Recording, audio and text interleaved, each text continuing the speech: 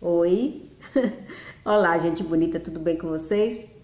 Bem, essa semana que passou, eu terminei o estudo das 16 personalidades e acredito que foi um trabalho bom, bonito, que as pessoas entenderam. É difícil entender Carl Jung. Ele era discípulo de Freud e terminou se desentendendo e depois não deram a ele realmente os créditos que ele merece, porque a pessoa estudar as características de várias pessoas, imagina quanto ele não viajou, quanto ele não pesquisou, porque hoje é tudo mais fácil para pesquisar, mas naquela época, né, era difícil. Então, para vocês entenderem melhor esse trabalho, a personalidade é uma parte do nosso comportamento que engloba vários fatores para nos tornar um todo e nos conhecermos melhor. Carl Gustav Jung, ele escreveu as personalidades no início do século XX e ele desenvolveu o conceito da introversão e da extroversão, que ele acha que todos nós caímos ou em uma categoria ou em outra. Mas além dessas categorias existem outras, como a mente, como a energia, os observadores, a natureza, as táticas, o julgamento, a prospecção. Esse modelo de letras em capital ajuda a facilitar a descrição dos tipos de personalidade. Normalmente os estudos são feitos baseados em características. Esse método descreve 5 aspectos da personalidade que combina, define o tipo da personalidade, desde mente, energia, natureza, táticas e identidade. A mente, este aspecto mostra como nós interagimos ao nosso redor, como a gente observa, né? Os introvertidos, eles preferem atividades solitárias e ficam exaustos com determinada situação.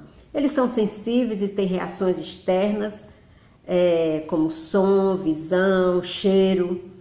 Os extrovertidos, eles são o contrário. Eles querem estar na gandaia, estar lá fora e aparecer, e vocês já sabem. Mas isso não quer dizer que o introvertido, ele não tenha seu momento de extroversão. Ele tem, discretamente, claro. O introvertido também tem seu momento de reflexão, que é uma introversão. A energia determina como nós vemos o mundo e processamos informações. Os observadores são práticos, pragmáticos, na terra, têm hábitos fortes. Os intuitivos são imaginativos, abertos, curiosos, gostam de novidades, significados ocultos e possibilidades futuras.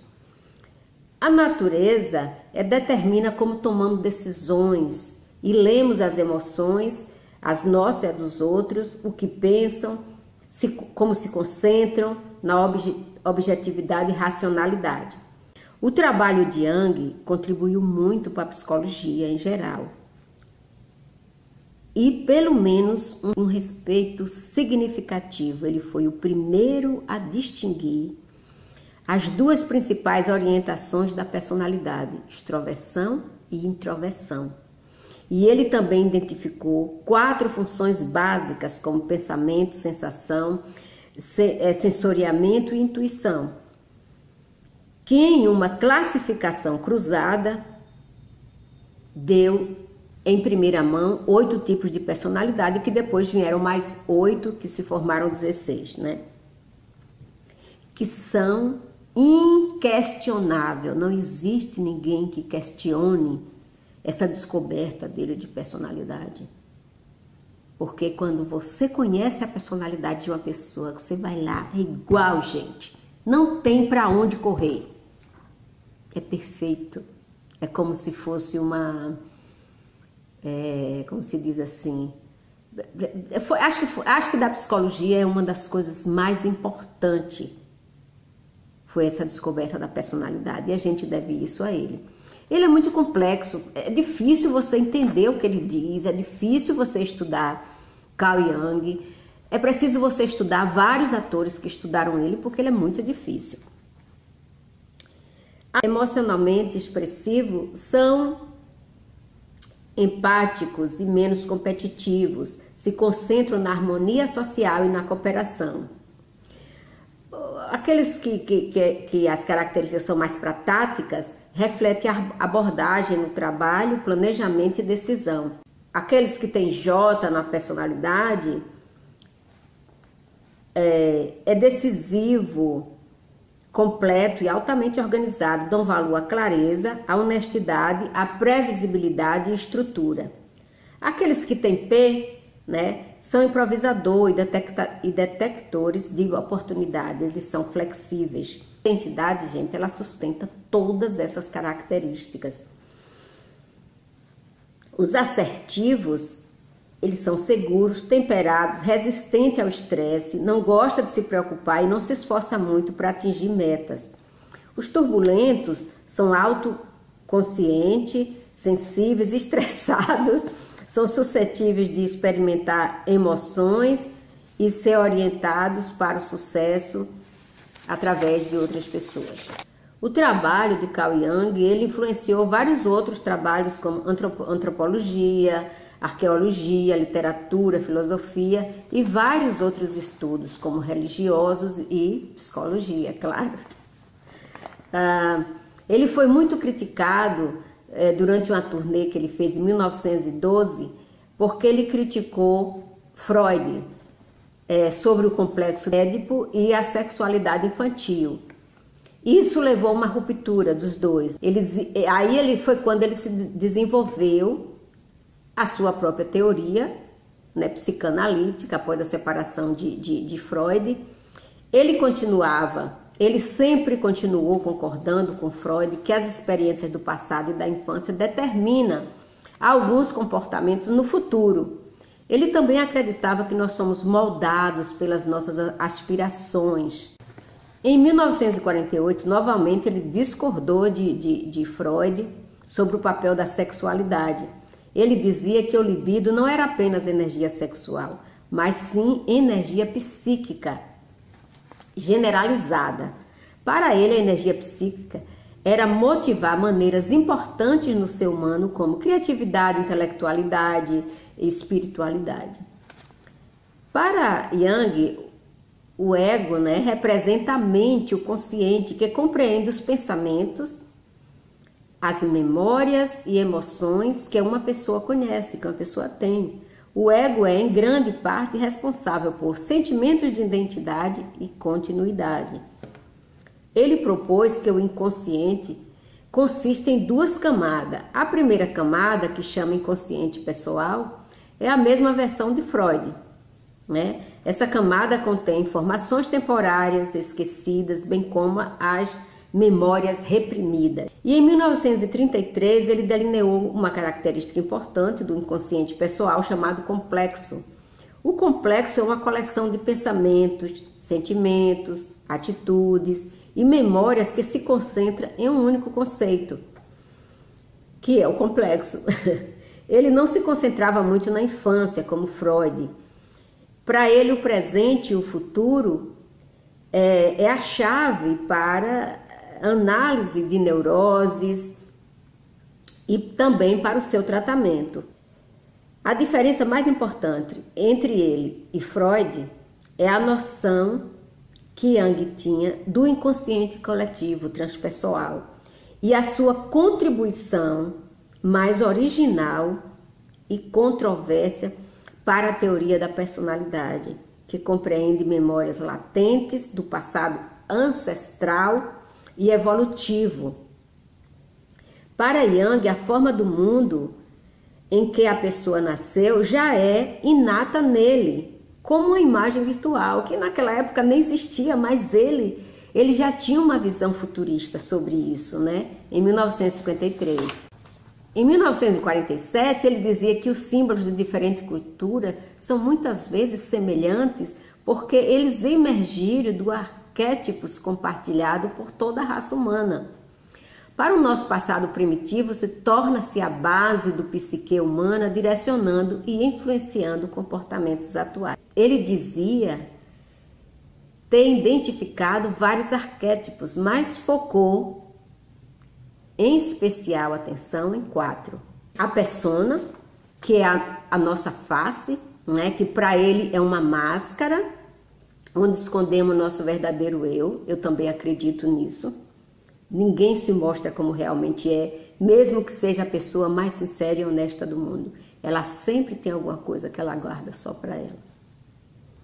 Então essa máscara é o que nos representa aos outros. Os outros nos veem como nós, por essa face, como nós aparecemos para eles. Nosso papel público, né, como um ator, diferente do que realmente somos, of course. O segundo, né, o primeiro foi a persona, e os arquétipos, que são ânima e ânimos, que é a imagem espelhada do nosso sexo biológico, ou seja, o lado feminino inconsciente nos homens e o lado masculino inconsciente nas mulheres. A psique feminina contém aspectos masculinos, que é chamado de ânimos, e a do homem contém aspecto feminino, que é chamado de ânima. O terceiro arquétipo, a sombra, é o lado animal da nossa personalidade, que era a id em Freud, na teoria de Freud, né? Ele chamou de sombra. A sombra é a fonte da nossa energia criatura que cria e destrói, criativa e destrutiva. E o eu, então a persona, os arquétipos, sombra e eu. O eu é que proporciona o senso de unidade na nossa experiência com o outro. Para Jung, o objetivo final de cada pessoa é encontrar um estado de personalidade semelhante à autorrealização. E a este respeito, tanto Jung como Erikson estão se movendo na direção de uma orientação mais humana. E, finalmente, as teorias de Jung não foram tão populares como a de Freud, claro, né? Porque tudo que envolve sexo o povo se interessa mais do que as outras coisas. Mas eu admiro Jung pela visão, pelo olhar dele, que ele teve em observar o ser humano além do sexo. Ele observou comportamento, tristeza, extroversão, alegria, para poder ele chegar a essas personalidades. As pessoas dizem que ele não fez muito sucesso como Freud por ter sido, porque ele tinha umas ideias um pouco místicas, ele era um pouco místico e o povo achava que ele tinha ideias obscuras, mas os místicos realmente eles são... As pessoas acham que tem um lado obscuro, mas não é, porque eles observam, eles são místicos, eles pensam nas coisas que a gente não vê. Mas, em geral, ele foi criticou muito ele, foi Ernest Joni, que foi o biógrafo de Freud. É claro, o cara estava escrevendo a biografia do concorrente, ele tinha tentado destruir, porque não destruiu. E Jung tinha interesse em astrologia, eu também tenho. E eu vou fazer uma surpresa. Eu vou fazer um horóscopo semanal baseado na psicologia, uma vez por semana, todo domingo. A partir do próximo domingo eu vou postar o horóscopo semanal com aspecto de psicologia para cada signo.